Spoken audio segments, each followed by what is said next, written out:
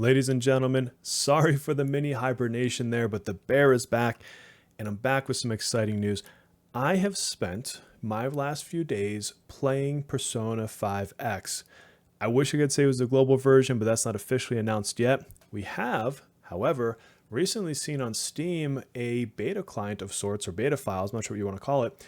It was announced over on Reddit by somebody. I don't have their username in front of me, but go check out Reddit if you want to find it. It's going to be a post on there. And considering the other recent news of a version in Japan and just some interviews about a global version, that's telling me this is coming pretty quick. And so what I've done is I've gone and downloaded the Korean version of the game, and I applied this really cool tool slash patch, not sure what you want to call it, that's over on Discord that does a lot of translation work. It doesn't translate like every graphic and every single menu and things like that, but it translates so much that you can get in the game, get to play it, understand it, do the story, things of that nature, and really see what this game is all about. And that is exactly what I've done. And so today, what I want to do is share with you my early impressions and why I am so excited, more so than even before. I knew this game was coming. This is not news to me. But why am I so much more excited today than I was even a couple weeks ago when I was thinking about covering this game like really in depth going forward? So sit back with me. And hey, before we get started, we're so close to 100 bajillion subscribers. So if you want to join that journey with me, do me a favor, toss a like and a subscription down below, and we'll kick things off. So first off, if you're new to Persona, what is it? Let's give you a quick summary on the franchise, not the story necessarily, and how Persona 5X fits into the mix. So Persona is a beloved franchise of JRPGs made by Atlus. And the structure is effectively a kind of day-by-day social sim where you're increasing bond levels with confidants or friends, whatever you want to call them. And then, depending on the game for different reasons, you'll go into, let's call them dungeons, and you'll fight monsters, you'll fight shadows, you'll fight bosses, all sorts of different things. And all the while, you collect them and you fuse them to make more powerful shadows. And these serve as your personas that are the powers that you basically employ in battle. It's a super fun system, and it's one that every single time I play one of these games, even if I've seen these different shadows before, I still get excited to capture, fuse, grow, swap out powers, all sorts of cool stuff you can do within the system.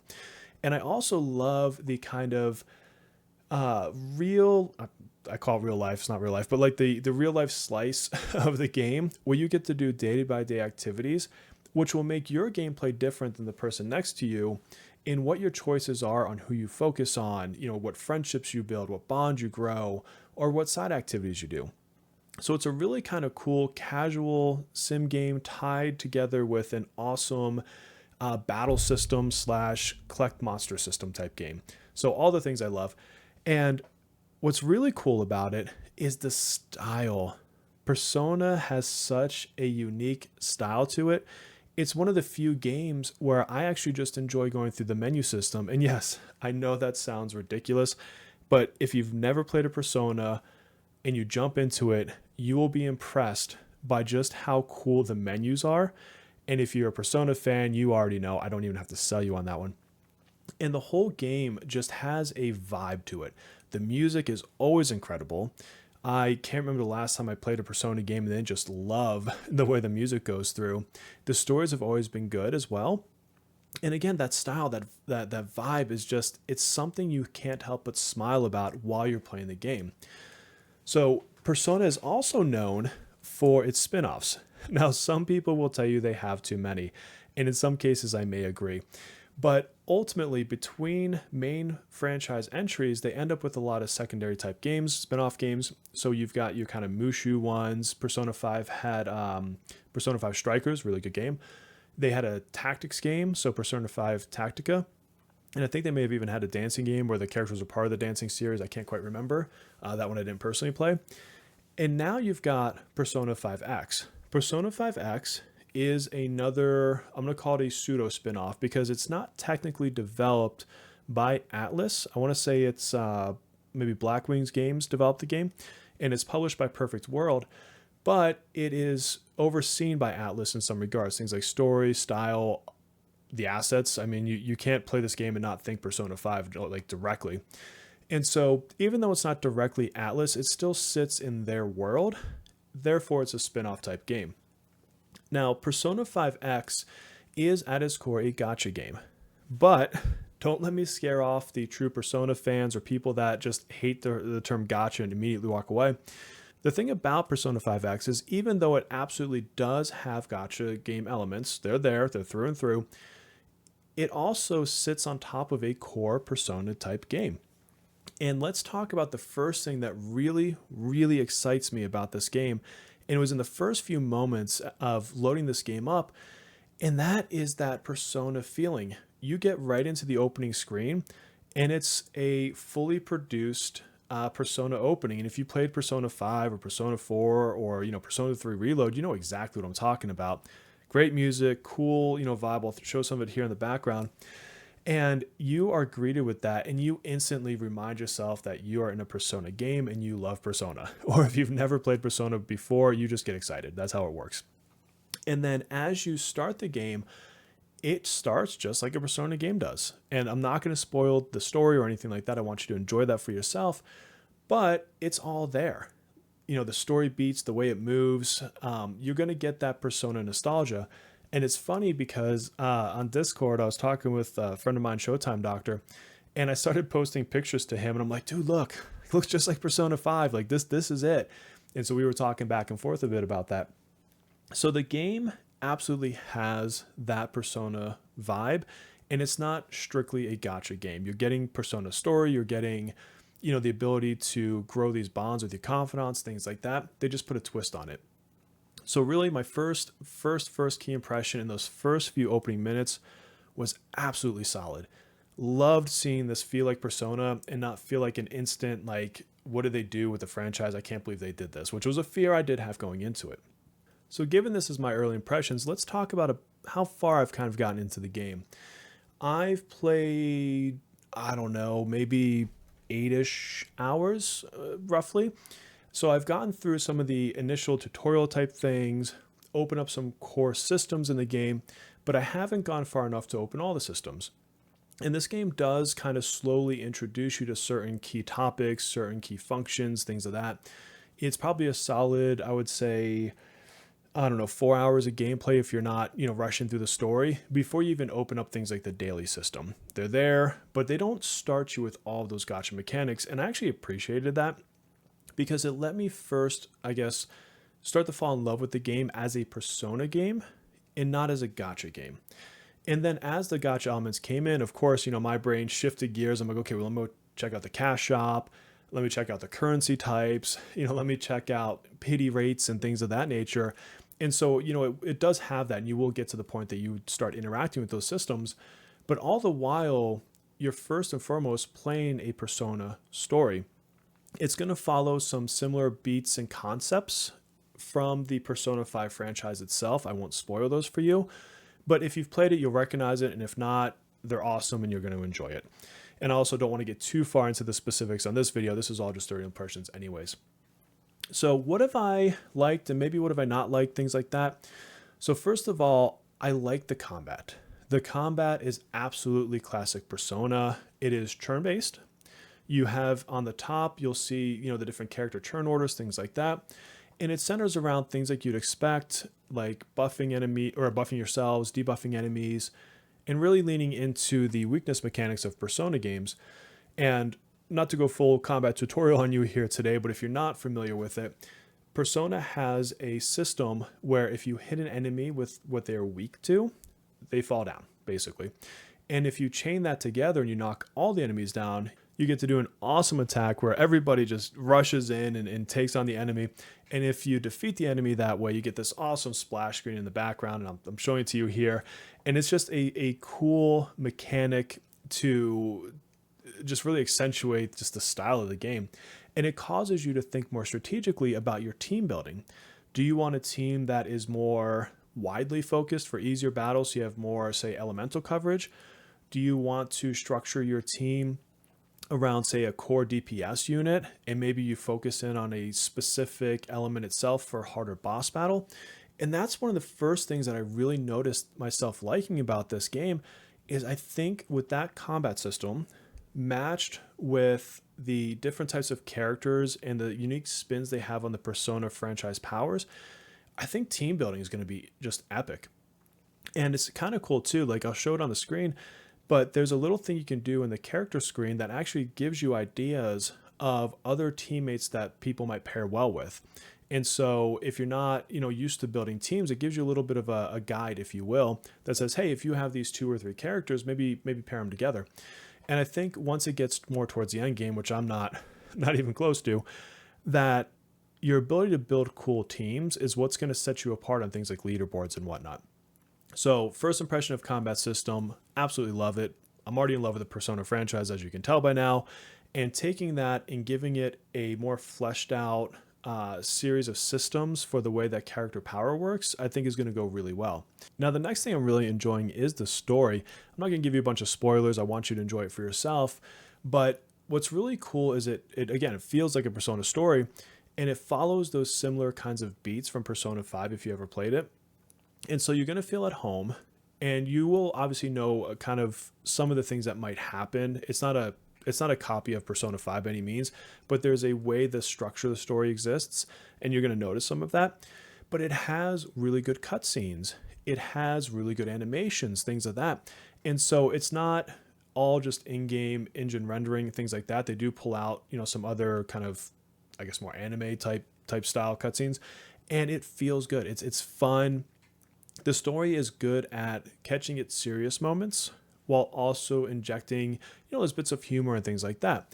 So if you're the type of person that doesn't just skip through all the story, I do think you're going to enjoy it as you go along with it. I certainly have, thus far. So next up, let's talk about the visuals. Let's talk about the style. Let's talk about the music. It is all Persona. I mentioned a bit ago. But as you go through the game, you're going to open up more cities, more different places you can go to. And it's just so much fun to see in this art style these recreations of, some places in Japan. And then obviously, the unique places that they bring to light as well. And just like Persona 5 or, even Persona 3 and stuff, when you walk through the world, it just has a way of kind of bringing you into it. And it's fun. I know it's going to sound weird, but it's fun kind of going through the towns, just walking around, going from destination to destination and seeing what's all around you. It's the part of the game that is more chilled and relaxed. And mind you, you don't have to take it slow. You don't have to go as easy as I do into some of these things, but it's nice that it's there and that they carried it over from the games. They didn't just say, hey, let's put a Gacha sticker on top of this thing and get rid of everything that makes Persona. They brought those things in with it. And you can do things like quick travel around and whatnot, but you don't have to. You can take it slow, you can enjoy it. And if you played Persona 5 Royal, there are locations that you can go and see characters that you may have interacted with in that game. And it's kind of fun to take this spin of Persona and see what that interaction might look like in this other scenario. So really cool. I'm enjoying the visuals. So next up, let's talk about maybe the first thing that I would say I am not enjoying, but I'm only saying I'm not enjoying it because it hasn't opened up for me yet. And that is some of the core systems. So we talk about Persona fusions whenever we talk about a Persona game, and they are in. I know they are. I've read enough on message boards and talked to enough people. But as far as I've gotten thus far, I actually can't do that yet. So I am able to capture, if you will, different personas or different shadows. You can get them, after defeating certain enemies and things, but I can't use them just yet. I can level them. I can look at their powers. I can get an idea of what they will do. But the game has told me there's a key point in which I will actually open up the ability to use them. And then I would assume, some tutorial stage later, how to fuse them. But just being that is such a core foundation of Persona, the fact that I can't do it yet kind of sort of bugs me. Not going to lie. I wish they would have opened that up a little bit earlier into the game itself, because I'm the person that the first time I can take advantage of that system, I'm like already trying to craft up the best personas for the level that I'm at. So I'm sure it'll come.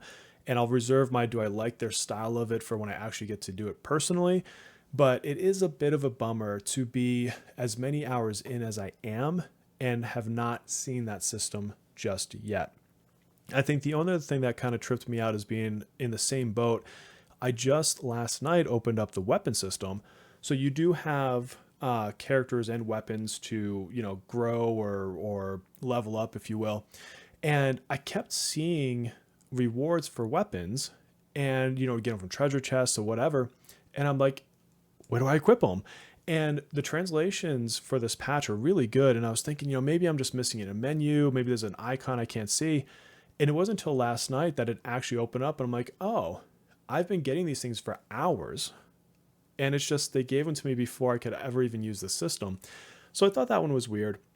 But again, it does open up. And then as any of these systems in a gacha game go, once it opens up, it's there forever. And so, it's a small gripe. It's definitely not a showstopper by any means. It was just a little bit weird, to not have the weapons and still not have the fusions that are so core to what Persona really is. But I think those are probably the biggest, gripes, if you will. The other one that I would maybe kind of sort of put in that bucket is there's just so much to do. So you get to a certain stage. I don't want to say anything for spoilers, but once you get past this point, a whole bunch of things open up at once. And here's what happened to me. So I get to that point, and I forget exactly what count level I was, maybe 18 or 17 or something. And in the span of probably 7 minutes, I went from 18 to a count level like 24, 25, something like that. All because I would go and check out this new tutorial for this new thing, and then this new daily, and then I would try each of the dailies just to see what they were. And then it opened up a whole bunch of missions for different events and things. And every time I clicked on one of these and did this tutorial, I got a bunch of XP, and it's like boom, boom, boom, boom, boom. My account level is growing, and then it would open up the next system, and it was like a rush. So on the one side, yay, opening up all sorts of choice.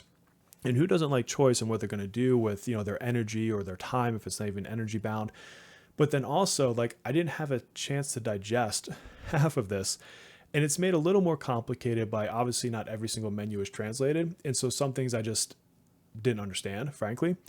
But it's, I guess, a good problem to have that I now have freedom and choice. But it probably would have been better if it was maybe spoon-fed slightly slower on a couple of these things.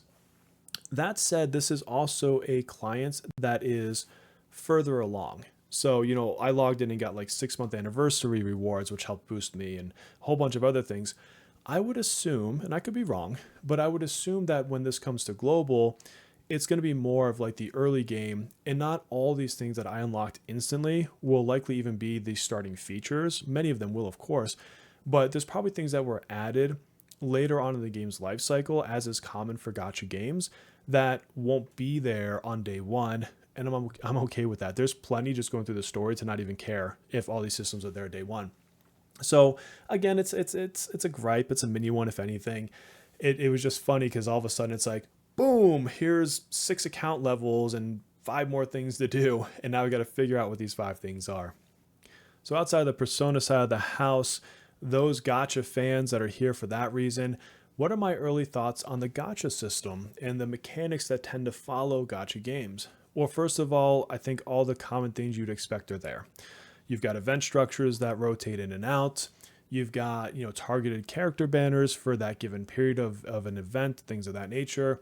You have multiple currencies. You've got your multiple materials, things like that. So they're all there.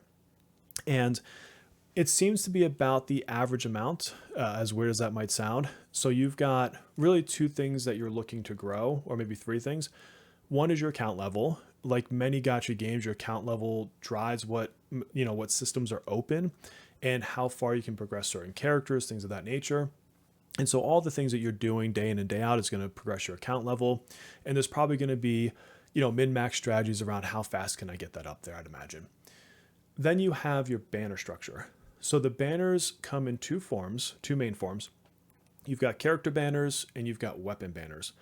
From what I've read, and I do need to do more research on this, so this will kind of develop as I learn, You don't need to get crazy into targeting all weapons. Of course, they help, but it seems like there might be some sort of a way to earn certain weapons. So again, don't quote me on that. I need to do some more research, but from everything I've seen on Discord, Reddit, etc., it sounds like, yeah, it'd be nice to have them, but you don't always have to chase them. So let me learn more, but that is one of the banner types. On the other side, what you will be chasing, 100%, is your characters. Now, something I do want to show, it's really cool, is if I go into the character screen, you'll see on the bottom, it actually shows the characters, both the ones that you have and the ones that you don't have. And so what's really cool is you can kind of jump in there and say, oh, I really want to find or get this particular character. So if I see them on a banner, I'm going to focus in on that. Obviously, if the character's not been released yet, they're not in that list. But things that would be like your typical 4 stars, your non 5-star ultra rares, you get to see and preview, a lot of what's going on. That also lets you look at what you've pulled and say, okay, well, I don't have this character, but I have this one. And so if I build them, maybe I don't need them. Or, hey, if I can get them, I could build this really cool team around, this set of powers or whatever. So I like that they let you look and preview these characters, without actually having to pull them first. So I thought that was really cool. But as far as the banner structure goes, there's 4 as I've played through so far. The first one is a typical beginner banner. It's got better cost to pull ratio. And then once you get to a certain threshold, so in this case, I think it was 50 pulls, you get to pick one of the 5-star units. I'll show you. I've got the toy right here. I've got my Morgana Mona. So, I picked them because it's a personal favorite. Also a great early game healer for the matter. And so you've got the beginner banner. You also have the standard banner. They use the same currency. And the standard banner, after you get so many, pulls, you get to pick a character as well. And then there's different pity rates and things. I won't cover them in this video. I'll save that for another one. And then you have your, featured character banners. Right now, as I started playing the game, there was 2 running. And I think this is a new system from what I've seen, and I'll link his channel below, but I was watching, I think it's Blade's first video, where he talks about this new system. And so for the character, you have 2 ways you can pull for them. One takes more to get to pity, but then you're guaranteed the character. And the other one is less to get to pity, but then it's only a 50-50.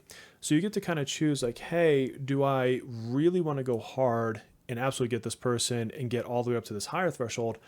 Or do I want to go a little bit softer in my spending with a 50-50 chance, and I may not get the character? It sounds like there's also like a soft pity on these banners as well.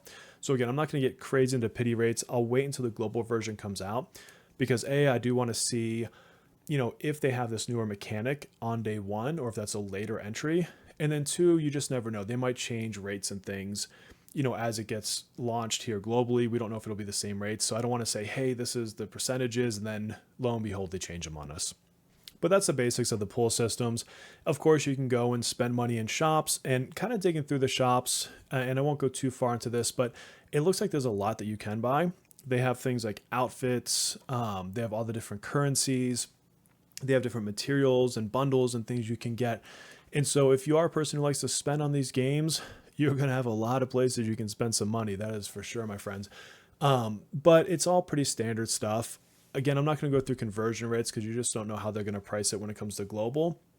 But I would imagine that, it's pretty much the standard fare of, the more you bundle, the more you save kind of stuff. So we'll see. But those shops are there. You can expect them in any gacha game. So I don't think I'm surprising anybody with this information.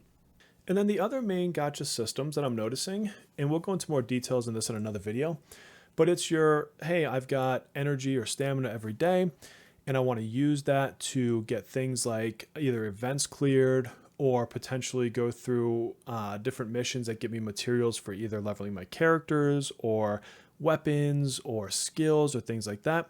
So that's definitely a part of the game. I dabbled with it a little bit. I only recently opened this up, so I don't have a ton of experience for it. But what's nice is you can throw a team in there and auto it, and then fast forward the auto battle. So if you don't like to grind your dailies, as you will, you can stick people in these things and just let them play for you and get your rewards and call it a day, spend your stamina. And really, I think a lot of the focus here is going to be on the character leveling. So the max, I believe, is 80. And so you're going to start developing your teams and saying, hey, here's my core, I don't know, maybe 8 people that I want to run for a while, or maybe you have certain elemental teams, and you'll focus in on, okay, let me level this one up. Oops, I've got a bottleneck of materials before I can, level break them to the next set of 10 levels. And so then you'll go do the missions with your stamina that get you those materials. And it's that balancing that's common in gacha games of, okay, my character's leveled, now I gotta level their weapons. Oh, new character came out. Oops, I'm missing this resource. Let me focus my energy over here. Oh, cool, new event. Let me put energy over there. And so, once this launches, I'll go down to some guides and talk about stamina usage, best dailies to run, things like that. But it's all there. And I would say none of it felt unusual. None of it felt unnecessary. It was very common gacha mechanics.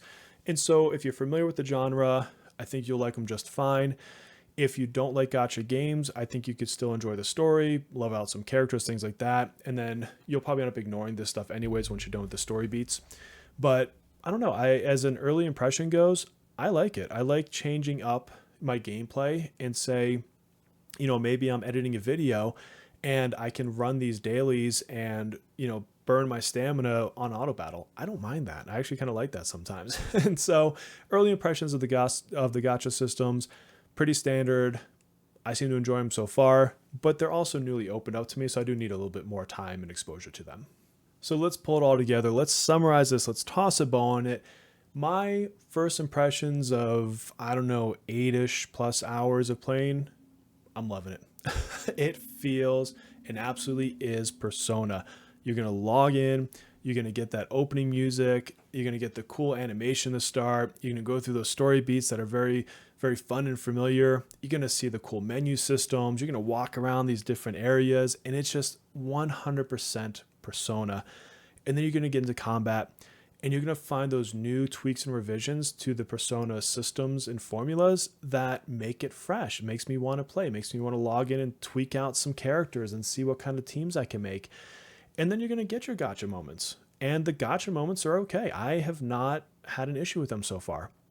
So overall, I'm having fun, and I'm really, really, really looking forward to not only playing this when it comes on global and covering it, but I actually genuinely want to jump back into this other version that I'm on right now, just to start getting better ideas and better thoughts around these different systems and playing with them. And for me to play the same game twice is rare. And so this has really kind of perked me up, if you will. And I think that anyone who either loves Persona or likes gacha games from a more RPG perspective, that turn-based combat, I think you're going to really like this game. So keep it on your radar. I'm going to be doing more and more content coming forward. And so I'll start going over some previews of the systems. Again, it's going to be better for me to get super detailed when we get the global client and we can see exactly what we have, from our version.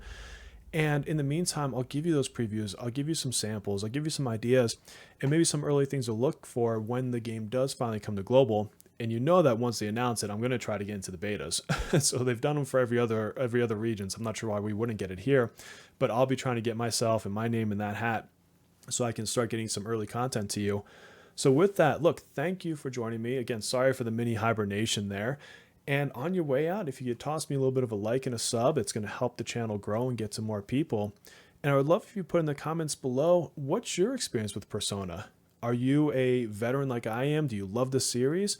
Are you new to it? Are you excited to see, where this goes and how they, joined it into the Gacha systems? Let me know. And with that, my friends, I'll see you on the next video.